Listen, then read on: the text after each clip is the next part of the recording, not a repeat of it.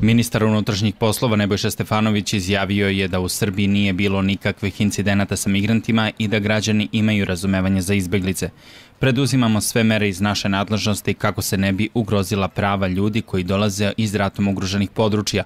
Omogućeno im je da apliciraju za azil i da ukoliko žele budu smešteni u neki od centara za azil, rekao je Stefanović tokom razgovora sa nemačkim ambasadorom u Beogradu Akselom Dittmanom. U saopštenju Ministarstva unutrašnjih poslova u Beogradu se navodi da je Dittman istakao dobru saradnju koja se ogleda u konkretnim aktivnostima pripadnika policije Nemačke na srpskim granicama. Stefanović je izjavio da MUP redovno apeluje na građane Srbije da ne traže azil u zemljama Zapadne Evrope s obzirom na to da neće biti vraćeni. Srbija je proglašena zemljom sigurnog porekla, a ukinute su brojne olakšice koje su imali tražioci azila u zemljama Evropske unije, rekao je Stefanović.